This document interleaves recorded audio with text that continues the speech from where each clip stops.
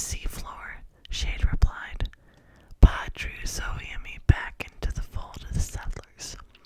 Weapons drawn, Raj and Chibi moved to the edge of the group, but they'd be no match in a shootout. The outlaws were armed, positioning themselves atop the specter and along the rim of the moon pool. Pretty scowled at the dark water. Drowning ain't enough, not after what he did.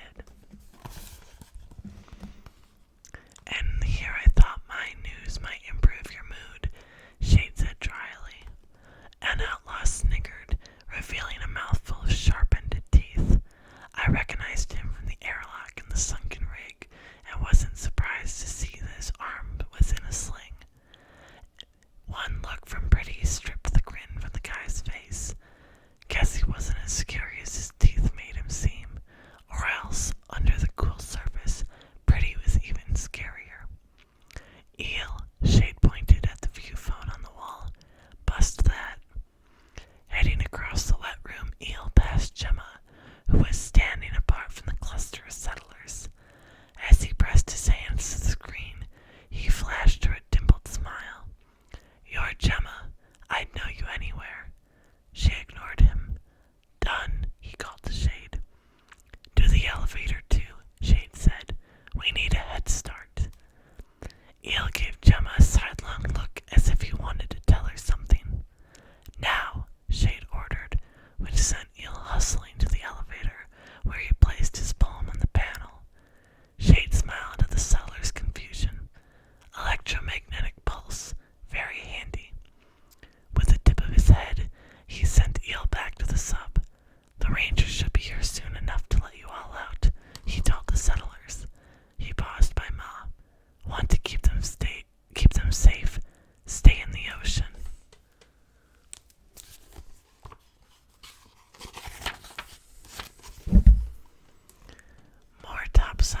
Move topside and the wealth will find an excuse to study them. You're wrong, she said. Am I? He asked softly. Skin whitening, he cocked his head towards her.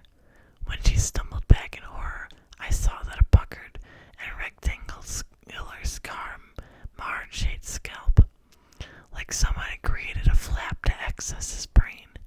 He shouted at his gang, Am I wrong? In unison, they lifted shirts, pulled off bandanas and hats to reveal their scars. Surgical scars. Eels ran the length of his taut torso, sternum to navel. Pretty's wrapped around his ear and disappeared under the collar of his silky jacket. Let's make wake, Shade ordered, only to have Gemma step into his path. That's it, she asked. You're just going to leave? Had my fill of staying in one place. When pain flashed in her eyes, Shade's expression softened. You'll do fine. You've got a survivor's instincts. I don't want to survive. That's all I've been doing. Except when I was with you. Her voice caught. Why can't I live? No, he said coldly. I was tempted to draw Gemma back. Shade couldn't have been more clear or more intimidating, but she stood her ground. Because of them, she pointed at the milling outlaws whose expressions ranged from amused to bored. Only Eel looked on with wary concern. You could at least ask them, she added, fidgeting under the weight of Shade's stare. Maybe they won't mind if I mind, he said so harshly she staggered back as if he'd slapped her. Understand this, little girl. Those ugly clam suckers, they're my family now.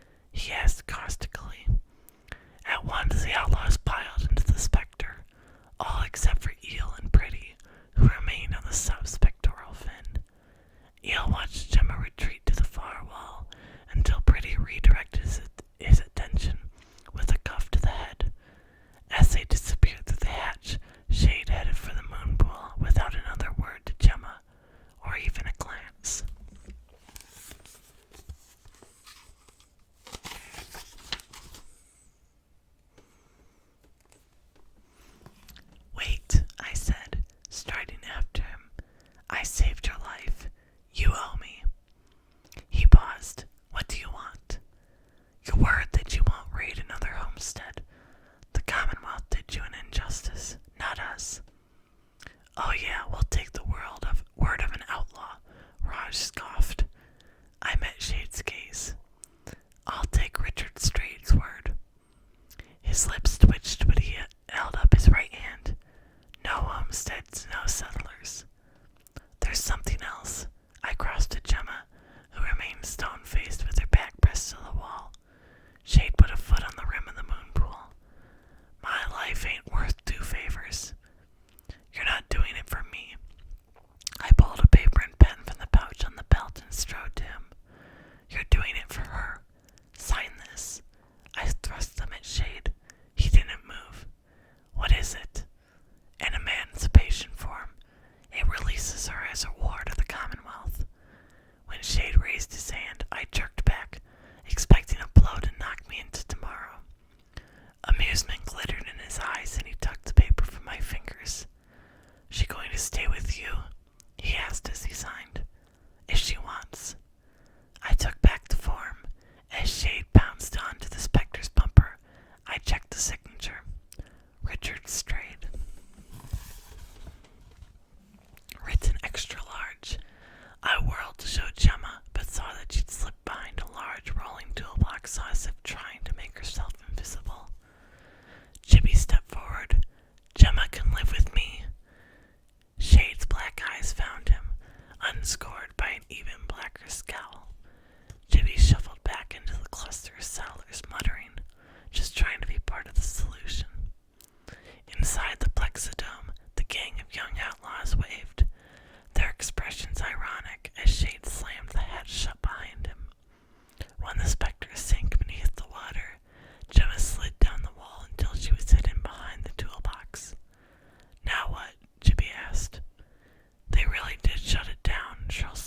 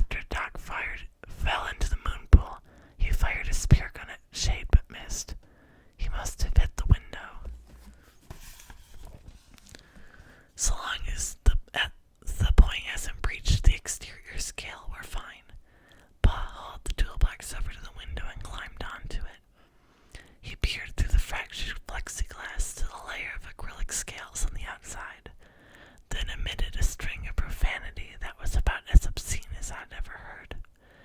It went through, Ma guessed. Hewitt backed away from the window. How thick is the scale? When Pa didn't reply instantly, he cried, How thick is the plexiglass? How deep is the point? The exterior scales are 4 inches thick. Pa climbed off the toolbox. The spear penetrated less than an inch. It won't hold, Hewitt said miserably. It doesn't have to hold forever. Cheryl took him in her arms. Just tell the Rangers. The 3-foot scale imploded with a splintering crash. The sea roared in through the opening, blasting us in every direction.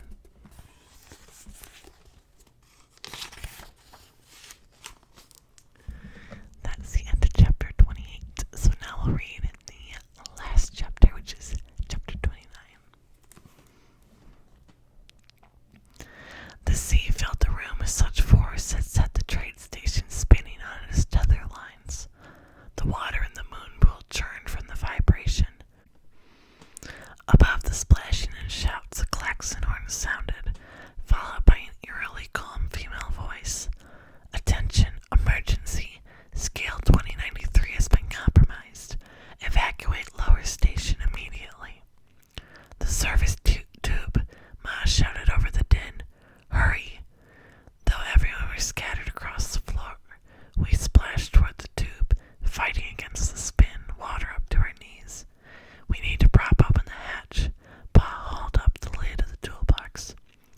Access deck lockdown now commencing, said the female voice. Raj, Pa threw him a crowbar. Just as he caught it, the hatch slid closed with a mechanical hiss.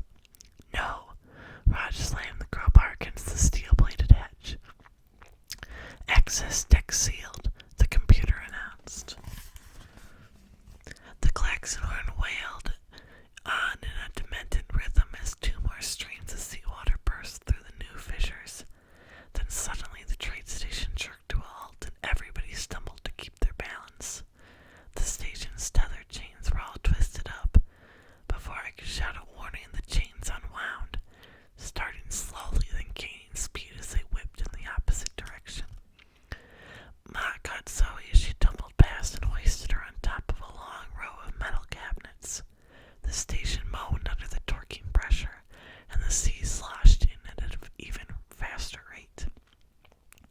All over the access deck, equipment shattered, sparks flew, the walls shook. Clinging to a pipe, Hewitt muttered numbers to himself, then cried out, The added weight of the water will make the surface deck disengage in 2 minutes and 13 seconds. Pa splashed through the water, which was now up to his waist. There's got to be something left. Mantiboards, an aquajet, something.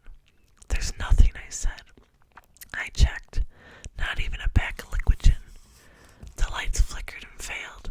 The emergency lighting struggled to kick on, causing an eerie strobe effect. For the first time, I felt a prick of panic. This water is freezing, Gemma said, joining Zoe on top of the row of cabinets. Everyone else clambered up, too, except for Pa, who tipped over a cabinet.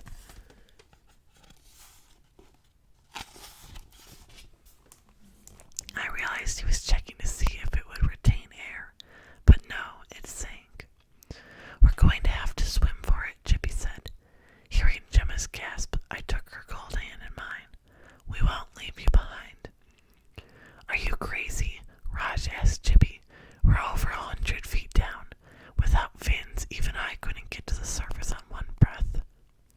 Pa eyed the rising water. No one could swim that fast. We have to do something, Hewitt warned. The surface deck is going to disengage in 173 seconds, and then we drown.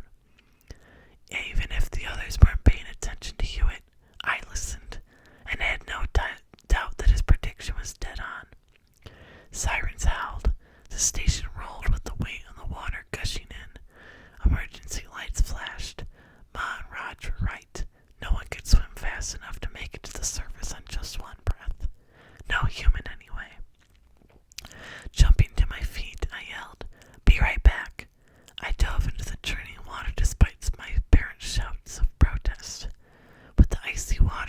Waking my senses, I swam down to the moon pool and out into the ocean, sending a series of clicks far and wide.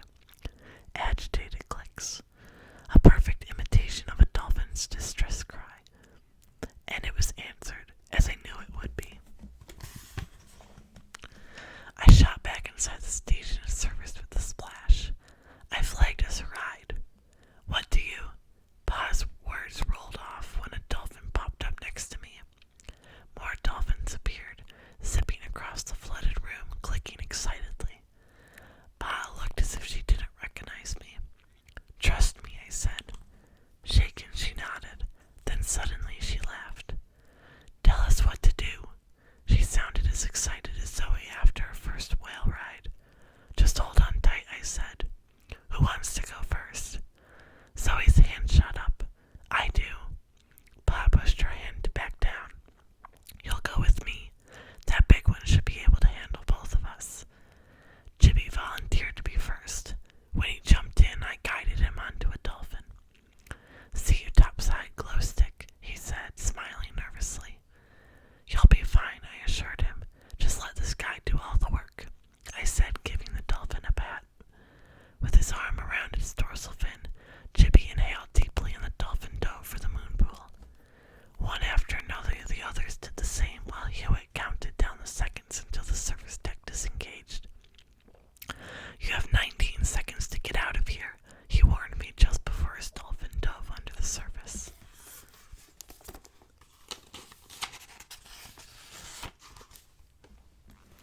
Gemma and I were the only ones left, along with half a dozen dolphins. As she slipped into the water, her whole body trembled. The topside has never looked so good, has it? She asked through chattering teeth. No matter what, don't let go. She hitched her arm around the nearest dolphin's dorsal fin. If I'm still alive after this, promise you'll teach me to swim. You got it. I wanted to kiss her for luck, but my lips were numb. Service deck disengaging in 5 seconds, the female voice announced out of the blue. Thanks for the heads up, I said, which made Jamal smile. 4, 3. The computer voice quivered as the lower station shuddered.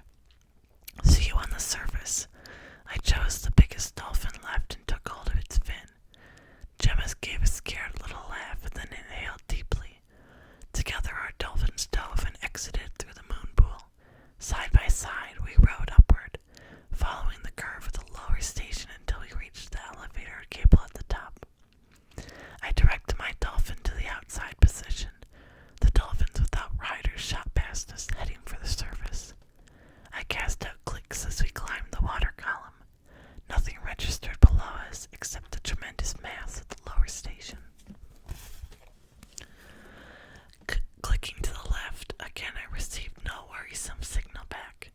But when I sent clicks upward, what I saw in my mind's eye made no sense. Something clung to the elevator cable about 50 feet above us. No, not something. Someone. Had a settler fallen off his dolphin? Before I had a chance to pull ahead to investigate, the person launched himself in the elevator cable towards us. Arms flailing, the man plunged into view, red-faced and eyes popping. Doc. A second later, he crashed into Gemma, breaking her grip on her dolphin's fin. As she slid down its back, her hands scrabbled for a hold. My dolphin continued powering toward the surface. As I reached back, futilely holding out a hand to Gemma, who was just a blur, the bubbles from her struggles blinding my sonar. All I could see were the dropping silhouettes against the massive glowing trade station far below. As Gemma slid past her dolphin's bumping tail, its flukes knocked her in the gut. Grab on, I screamed inside my head. And she did. Wrapping both arms around the dolphin's tail, she held on tight. Doc tumbled past, swiping at her, and managed to snag her foot.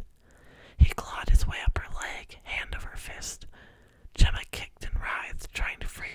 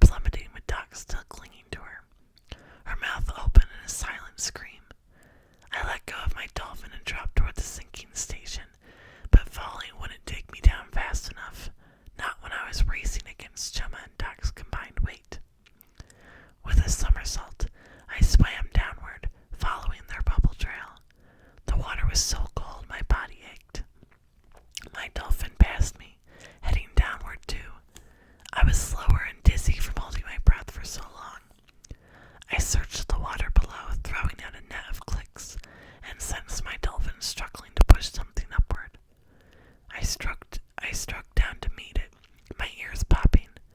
It was Gemma, rolling like a rag doll off the dolphin's nose. I reached down and caught her wrist. With my other hand, I took hold of the dolphin's fins once more. Lungs burning, I glanced back at her as the dolphin raised upward. Her face was down, but the way her other hand fluttered behind her unsettled me, so I refocused my attention on the faint traces of light in the water above. Finally, our dolphin crashed to the surface. As the wave carried us upward, a cheer broke out along the docking ring, and the settlers dissolved into whoops, handshakes, and high fives. Too exhausted to swim, I let the dolphin pull me to the ring. Gemma didn't struggle when I twisted her onto her back. Her arms and legs swayed like seaweed in a current. Pa and Lars plunged into the water, standing waist deep on the submerged step that ran around the docking platform. Together, they hauled Gemma out of the water and onto the deck. Ma gave me a hand up while Cheryl stood by with blankets from the lounge. I collapsed next to Gemma, groaning as my broken ribs hit the hard deck. My teeth chattered and my body shook. Weirdly, she didn't seem to feel the cold at all. She didn't tremble or roll into a ball. Pa peeled back one of her eyelids and shot a look to Ma. "Turn her over," Ma insisted. There was a panicked note in her voice. "The Rangers are on the way," Chibi said, stepping out of the open door from the lounge. Then he saw Gemma. "No." I struggled to sit up, alarmed by Chibi's tone. Gemma rolled limply under Pa's hands, like an octopus dumped from a bucket. Water flowed from her mouth and nose. Ma straddled her, pushing down with both hands in the middle of Gemma's back. Seawater gushed from her slack lips. Ma pushed again and again until the flow stopped. Then Pa turned Gemma over once more. Her skin was waxy white, her chest still. The two of them set to work, Pa pumping her chest, Ma blowing air into her mouth. With a sob, Cheryl turned away, dragging Hewitt behind her. How long had she been down? 5 minutes? More? I didn't know. Suddenly, my parents sat back. Giving up, I rolled onto my knees next to Gemma and put my mouth to hers. Her lips were cold and loose under mine. I blew as hard as I could into her lungs, trying to fill every nook with air. Quickly, I leaned over and pressed my palms to her chest, counting the way I had been taught. Ma whispered, "Die." Ignoring her, I breathed into Gemma's mouth again, pumped her chest again. "Come on," I shouted, but she didn't move. I blew into her mouth until I was lightheaded. When I put my palms on her chest again, Pa put his hands over mine. She was gone. I'd taken too long to find her. I yanked my hands from his and sat back on my heels. Ma closed Gemma's mouth and stroked her wet hair off her cheek.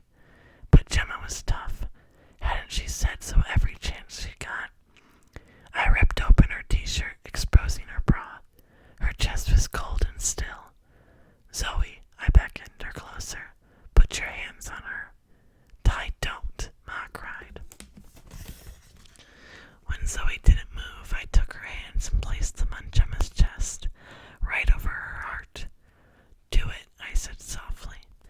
Tears were streaming from Zoe's eyes as she shook her head. "I don't make her." Ignoring Ma, I put my arm around Zoe. "I shouldn't have told you to hide it. It's your gift." "I hurt people," she whispered. "You almost died." "You can't hurt her, Zoe, but maybe you can help." I stepped away while checking that no one was standing in the puddle around Gemma. Zoe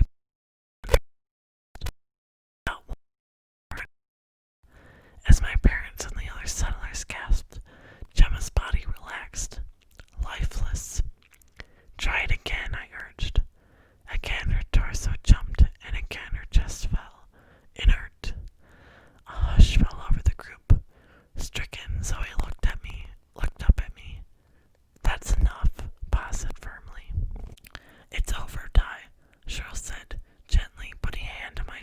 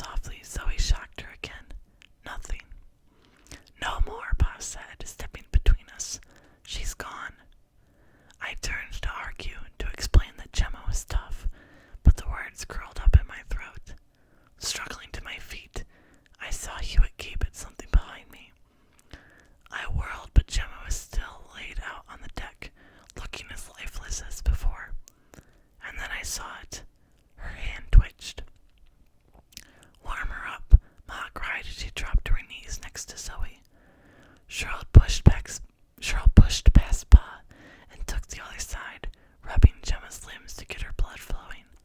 Blankets, she shouted. Instantly, everyone whipped the blankets from their own shoulders and bundled them around Gemma. Kneeling by her head, I put my lips to hers and blew until my lungs were dry. I pulled back to catch my breath, and Gemma coughed, weakly at first. Then suddenly she came choking and crying back to life. Screams and cheers erupted around us. Zoe fell back with a smile as wide as an ocean trench. Color ebbed into Gemma's cheeks as she lay there, eyes closed, panting weakly. With a trembling hand, I pushed her wet bangs out of her eyes. Her lids fluttered open. More cheering broke out. She blinked at the bunch of us, all crying and grinning like crazy people. As she struggled to rise, the group rang out with cries of "No, stay down, don't move." She got as far as her elbows and saw that her shirt was open. Next to her, Zoe looked more like an angel than ever, with her skin shimmering in the last wink of moonlight. Gemma cleared her throat, coughed once more, and stared hard at Zoe. "Did you shock me?" Her voice was a croak. Zoe nodded, beaming. "Don't ever do it again," she commanded, making everyone laugh. "Ty told me to," Zoe said, and Gemma followed her look. "You're right," I whispered, because my throat was tight with unshed tears. I leaned in so that my lips brushed against her ear. "You are tough." She started to smile, but then gasped as she looked past me. It's morning. On the horizon, the first rays of dawn streaked across the sky and ocean. She struggled to sit up. "The Rangers are coming to take me to a reformatory." "They can't." I pulled the emancipation form from the pouch of my belt and showed it to her. "You're not a ward of the Commonwealth anymore." Shade signed it. "We didn't exactly capture him, did we?" Cheryl sat back on her knees. "Or any of them. What are we going to tell Representative Tupper?"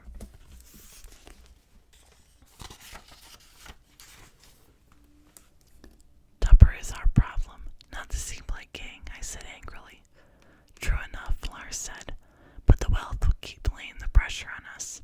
Whatever the reason, the government wants those boys brought in." I glanced at the paper in my hands and an idea took shape in my mind. "We need one of these." I held up the form. "We need to give Representative Tupper an emancipation form on behalf of Benthic territory." Cheryl shook her head. "We're too dependent for that." "No," I argued. "The wealth is dependent on us. They'd suffer a food shortage if we stopped paying our taxes and crops and fish."